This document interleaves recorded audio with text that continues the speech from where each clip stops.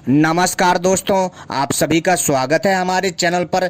मैं आपको बताऊंगा महाबली भीम के पास 10,000 हाथियों का बल कैसे आया। हमारे बहुत सारे दर्शकों ने हमसे पूछा था कि मैं उनको बताऊं कि महाबली भीम के पास 10,000 हाथियों का बल कैसे आया, इसके पीछे का राज क्या है, इसके पीछे का रहस्य क्या है, महाबली भीम इतने शक्तिशाली कैसे बने और भीम को महाबली क्यों कहा जाता है, पूरी जानकारी देंगे दोस्तों। महाभारत में, जी हाँ दोस्तों, महाभारत में भीम एक ऐसे पात्र थे जो अपनी अनूठी शक्ति के लिए विश्व विख्यात थे। जी हाँ दोस्तों, वो दिखते तो थे आम इंसान की भांति, किंतु उनका विशालकाय शरीर और दोस्तों उनके अंदर 10,000 हाथियों का बल सबसे अलग बनाता था। जी हाँ दोस्तों, वो लोग जो है कौरवों को मिनटों में धूल चटा देते थे। पूरी जानकारी देंगे अपनी इस वीडियो में। तो आप सभी से अनुरोध है, यदि आप लोग जानना चाहते हैं कि भीम के पास जो है 10,000 हाथियों का बल कैसे आया और भीम महाबली कैसे बने, पूरी जानकारी देंगे अपनी इस वीडियो में। तो आप सभी से विनती है, इस वीडियो को पूरा और आखिरी तक देखिएगा, तभी आपके समझ में आएगा, अन्यथा समझ में नहीं आएगा। तो दोस्तों चलिए हम शुरू करते हैं। लेकिन इससे पहले यदि आप लोगों ने हमारे चैनल को सब्सक्राइब नहीं किया है तो सबसे पहले हमारे चैनल को सब्सक्राइब कर लीजिए और घंटी को भी सही प्रकार से दबा लीजिए, क्योंकि मैं अपने चैनल के माध्यम से ऐसी ही दिव्य जानकारी लाता रहता हूं। और मेरी वीडियो को भी लाइक करना मत भूलिएगा।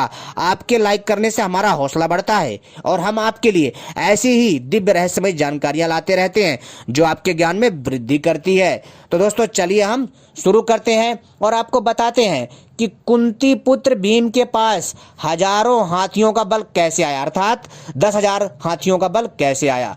कुंती पुत्र भीम के पास 10,000 हाथियों का बल कैसे आया था। वर्तमान में यह सवाल काफी रोचक और रहस्यमय प्रतीत होता है, लेकिन सच्चाई यह है कि भीम के पास हजारों हाथियों का बल था। इस बात का प्रमाण हमें महाभारत में मिलता है।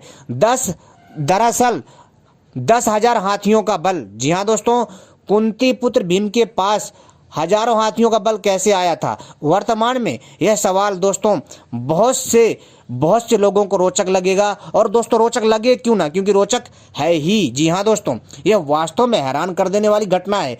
लेकिन दोस्तों यह सच्चाई है कि दोस्तों कि जो महाबली भीम थे वास्तव में बहुत अद्भुत और दिव्य देवपीठ वाले मनुष्य थे। जी हाँ दोस्तों, दरअसल 10,000 हाथियों का बल भीम को आर्यक नांग ने दिया था। जी हाँ दोस्तों, और जो कि उनके नानाजी थे।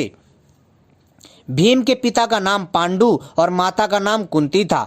उनके बड़े भाई धर्मराज, युधिष्ठिर, अर्जुन, नकुल और सहदेव थे। भीम में 10,000 हाथियों का बल था। महाभारत के अनुसार जब पांडवों का जन्म हुआ उसके कुछ दिन बाद पांडु का निधन हो गया। उस समय पांडु अपनी पत्नी कुंती और माद्री के साथ वन में रहते थे। पांडु की मृत्यु का समाचार जब उनके भाई धृतराष्ट्र को पता चला तो उन्होंने कुंती, माद्री और उनके 5 पुत्रों को हस्तिनापुर आने का आमंत्रण भेजा। सभी हस्तिनापुर में रहने लगे। धृतराष्ट्र के 99 पुत्र और एक पुत्री थी और पांडव सिर्फ 5 थे। धृतराष्ट्र का बड़ा पुत्र था दुर्योधन। बचपन से ही उसे पांडवों के प्रति मन में दुर्भावना रखता था। एक समय की बात है, दुर्योधन और पांडव सभी गंगा तट पर खेल रहे थे। दोस्तों इस वीडियो को पूरा और आखिरी तक देखिएगा, तभी आपके समझ में आएगा, तभी पता चलेगा कि भीम के पास 10,000 हाथियों का बल कैसे आया। ठीक है। और दोस्तों जब तक आप वीडियो पूरी नहीं देखेंगे कुछ समझ में नहीं आने वाला। तो दोस्तों खेलने के बाद भोजन के लिए आमंत्रित हुए। कहने का अर्थ है कि एक समय की बात है, दुर्योधन और पांडव सभी गंगा तट पर खेल रहे थे। खेलने के बाद भोजन के लिए आमंत्रित हुए, यानी उनको निमंत्रण मिला और वहां दुर्योधन ने भीम के भोजन में विष मिला दिया, यानी जहर मिला दिया। भीम भोजन करने के तुरंत बाद अचेत हो गए, यानी बेहोश हो गए। तब दुर्योधन ने अपने भाई दुशासन की मदद से दुर्योधन को गंगा नदी में डुबो दिया। भीम के अन्य भाई इस बात से अनभिज्ञ थे, यानी अनजान थे। भीम गंगा में डूबते गए और नागलोक में पहुंच गए। नागलोक में सांपों ने भीम को डसा तो भीम के शरीर में मौजूद विष का असर कम हो गया। सांप भीम को मारना चाहते थे लेकिन भीम जिंदा हो गए। जी हाँ दोस्तों, और सभी सांप नागराज वासुकी के पास पहुंचे और उन्हें सारी बात से अवगत कराया। वासुकी भीम के पास पहुंचे और उनके साथ आर्यक नाग भी था। दरअसल आर्यक नाग भीम के नाना जी थे और उन्होंने भीम को अपना परिचय दिया। उन्होंने भीम को विशेष रस दिया, यानी दिव्य प्रकार का दिव्य औषधियों का रस दिया, जिसमें 10,000 हाथियों का बल था, यानी हजारों हाथियों का बल था। भीम ने वह पी लिया और एक दिव्य साया पर आराम करने लगे, यानी एक चमत्कारी और एक विश्राम आसन पर आराम करने लगे। उधर जब खेल के बाद सभी राजकुमार हस्तिनापुर पहुंचे तो उनमें भीम नहीं थे। विदुर चिंतित हो गए। उन्होंने भीम की खोज करनी शुरू कर दिया। उन्हें मालूम नहीं था कि भीम को नागलोक में दिव्य साया पर आराम कर रहे हैं, यानी उनको पता नहीं था कि जो भीम है वो नागलोक में दिव्य साया पर आराम कर रहे हैं, जबकि नागलोक में मौजूद भीम का 8वें दिन का सारा रस पच गया। तब नाग ने भीम को गंगा किनारे छोड़ दिया। दोस्तों सोचा आपने? जी हाँ दोस्तों, जो नांगों ने भीम को रस पिलाया था उसको पचने में 8 दिन का समय लगा, और वो भी बिना चले, यानी वो केवल साया पर विश्राम करते थे, यानी आराम करते थे बिस्तर पर, ठीक है, उस जादुई बिस्तर पर। और उसका जब 8वें दिन जब सारा विष पच गया, मतलब सॉरी कहने का अर्थ है कि जब 8वें दिन वो सारा रस पच गया, तब नागों ने भीम को गंगा किनारे छोड़ दिया। और इस तरह भीम हस्तिनापुर और सकुशल पहुंचे, लेकिन उनमें हमेशा के लिए, जी हाँ दोस्तों, लेकिन उनमें हमेशा के लिए मौजूद था हाथियों का, मतलब 10,000 हाथियों का बल।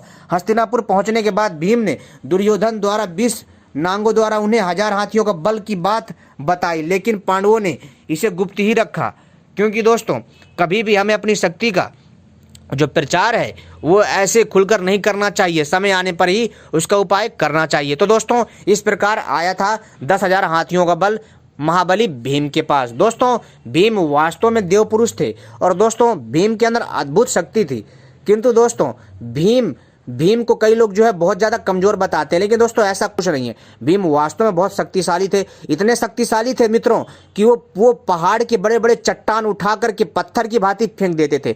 जैसे एक छोटा बच्चा एक छोटे से पत्थर को उठा करके फेंक देता बहुत दूर, वैसे ही भीम विशालकाय पत्थर उठा करके यहाँ से बहुत दूर तक फेंक देते थे। और यहाँ तक कि वो लोग दोस्तों जिसको हम गोटे बोलते हैं ना, पत्थर के खेलते हैं, अधिकतर जो है छोरियाँ खेलती हैं, लेकिन दोस्तों उस टाइम पर जो है सारे लोग खेलते थे। ये खेल केवल और केवल छोरियों का नहीं है, छोरे भी खेलते थे, ठीक है। लेकिन दोस्तों जब वो ऐसे ही खेल खेलते थे तो दोस्तों उनकी बहुत सारी कहानियां हैं। उन्होंने कई राक्षसों का वध किया। किसने?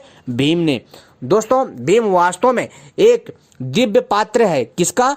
महाभारत का। महाभारत में बहुत सारी ऐसी चीजें हैं जो कि लोगों को सही प्रकार से नहीं पता, जिससे लोगों को गलत जानकारी मिलती है। दोस्तों कोई भी जानकारी हो, चाहे मैं जानकारी दूं या आपको यूट्यूब से, टीवी से, कहीं से पर मिले, किंतु उस पर इतनी जल्दी विश्वास मत करिए। इसके लिए आपको महाभारत घर में ला करके पढ़ना चाहिए, ताकि आपको भी सही से पता चले।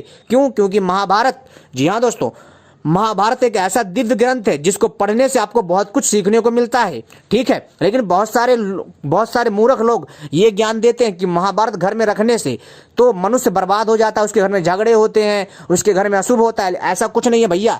जो भी बोलता है ना तो समझ लो बेकार आदमी, उसको कुछ पता ही नहीं है। महाभारत की रचना किस लिए हुई? ताकि आम मनुष्य समझे, भारत का जो वासी है वो समझे। अपितु भारत ही नहीं, संपूर्ण विश्व के लिए जो है ये कहानी है, ये दिव्य कथा है। जी हाँ दोस्तों, तो दोस्तों इससे हम बहुत कुछ सीख सकते हैं।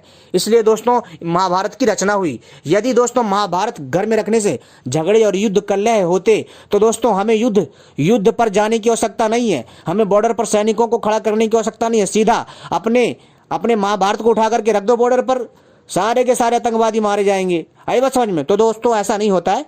दोस्तों ये एक कहने का अर्थ है कि हर एक चीज की अपनी सीमा होती है, मर्यादा होती है, ठीक है। तो हमें उन्हीं मर्यादा में रहकर काम करना चाहिए और महाभारत जैसे पवित्र ग्रंथ को समझना चाहिए। और जो महाभारत का जो ग्रंथ है उसको लेकर के जो पखंड फैलाया गया है उससे हमें दूर रहना चाहिए। जी हाँ दोस्तों, ताकि हमें सही ज्ञान पता हो, और हमें अगर सही ज्ञान पता रहेगा तो हमारे लिए बहुत उत्तम होगा। लेकिन दोस्तों बहुत सारी चीजें ऐसी हैं जो आपको समझना है। तो दोस्तों खैर आज के लिए इतना ही। हम महाभारत के ऊपर तरह तरह की जानकारी लाते रहेंगे, ऐसी ही दिव्य जानकारी देते रहेंगे। और हम अपने चैनल के माध्यम से तांत्रिक औषधियाँ, आयुर्वेदिक औषधियाँ तथा तांत्रिक साधनाएं, अप्सरा साधना, किन्नर साधना, वैताल साधना, प्रेत साधना और तो और यक्षिणी साधना तथा रामायण को लेकर के, महाभारत को लेकर के, वेदों को लेकर के और कई प्रकार की दिव्य जानकारियां ऐसी लेकर के आते रहते हैं, अनेकों प्रकार की,